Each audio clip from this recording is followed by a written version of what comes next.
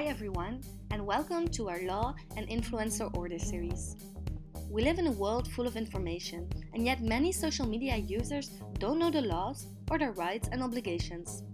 That's where we come in, a group of students from Maastricht University's Influencer Law Clinic, who take social media drama and analyze it from a legal perspective.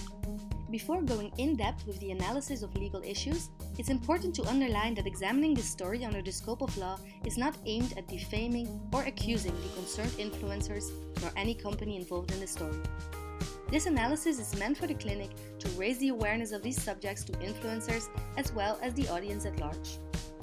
Especially when it comes to this video, given the sensitive nature of the topic, we advise viewer discretion. If you are triggered by topics dealing with suicide and self-help, please seek medical help through resources. In this video, we'll talk about influencers who talk about suicide. In 2019, a self-help influencer that has more than 500,000 subscribers posted on YouTube a video that was meant to approach the sensitive subject of suicide. In spite of the assumed good intentions to help people in mental distress, the influencer encouraged her followers to commit suicide. The influencer suggested in her video, that's not available anymore, that suicide would appear as a reset button. Feels like a relief, and that suicidal thoughts are a valid reaction to bad situations. The choice of words is even more controversial, since it shall be assumed that self-help channels are dealing with people suffering with depression. The results of this content led to a rise in concerns. In the comment section of the video, multiple users showed their will to commit suicide. Others were condemning the sayings of the influencer. The story of Teal Swan is not the only one linked to a bad way of handling depression and suicidal matters. In January 2018, Logan Paul released a video where he filmed himself laughing and taking a light tone in front of a dead corpse in an infamous forest in Japan that is known to be a place where people go to commit suicide. Questions arise concerning the necessity to cut the part of the video where they discovered the hanged corpse and preferring an unstable blur of the body. Furthermore, the title of the video, "We found a dead body in the Japanese suicide forest with the thumbnail of the blurred corpse," can raise questions as to the impact that this video will have on the young audience of this influencer. The legal issue of this story is to know whether the advice regarding the issue of committing suicide is just a personal opinion or if it can be legally condemnable. Indeed, by promoting a reset situation, an influencer could be considered as an authoritative figure that would favorize the endangerment of its followers in distress. We will now look at a few countries around the world to understand how their laws deals with the situation of advice in case of suicidal situations. In the United Kingdom, the answer to this question can be found in Section 2 of the Suicide Act of 1961. The article states that a person commits an offense if that person doesn't act capable of encouraging or assisting the suicide or attempted suicide of another person. And the article further elaborates on when this act was intended to encourage or assist suicide. Thus, in the United Kingdom, encouraging the suicide or attempted suicide of another person is condemnable. In the United States, multiple cases came to the same conclusion. The Suttner case and William F. Melchett-Dinkel case condemned the encouragement of suicide.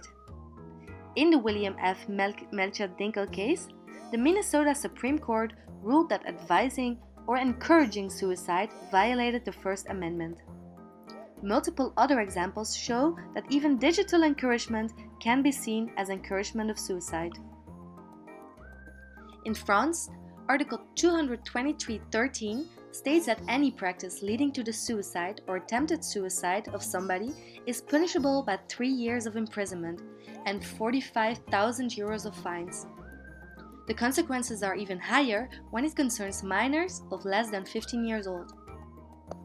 In our modern world, influencers have an impact on the vision that people have of themselves. Acting as a distorting mirror, influencers can shape the society in a way that does not correspond to reality. The constant race of communication that you live a better life than others is considerably fragilizing the self-esteem of social media consumers. This over-idealization of life has brought a lot of people to suffer from depression and anxiety. As a reaction, this led to the need for people to have a mentor figure that would help them to take back the control of their life.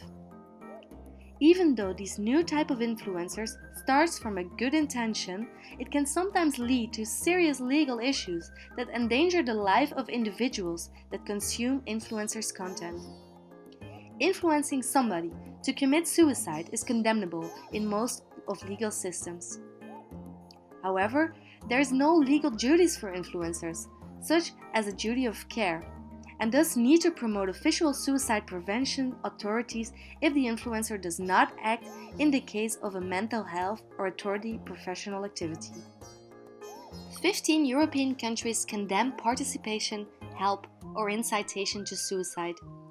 Thus, in many jurisdictions, the provocation or encouragement to kill oneself is forbidden. The example of Teal Swan's video shows a clear lack of legal knowledge. The video, even though it was online for multiple days, was finally removed. This scandal resulted in a follow-up explanatory video where Teal Swan developed her thoughts on suicide and where she stood against it.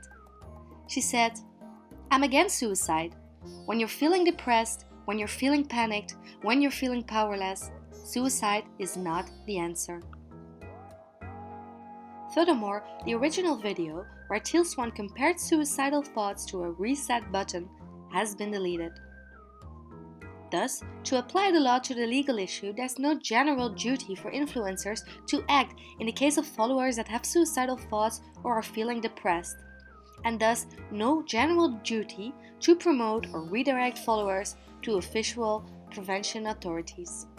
Even though no legislation constrains the influencer to act in order to prevent suicide that is not immediate, the pressure and drama that produced these stories forced influencers and the companies concerned in these stories to adapt their speech and include an approach that's more linked to the duty of care.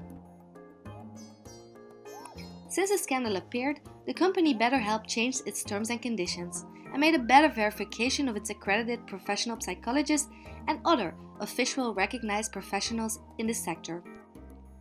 Logan Paul made an apology video where he spoke about suicide in a more serious way and encouraged people with suicidal thoughts to consult mental health professionals or to be in contact with suicide prevention authorities.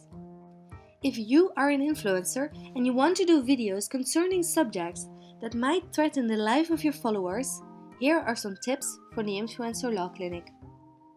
1. Tell that you are not an expert. 2. Redirect to official prevention authorities and influence people to contact professionals. 3.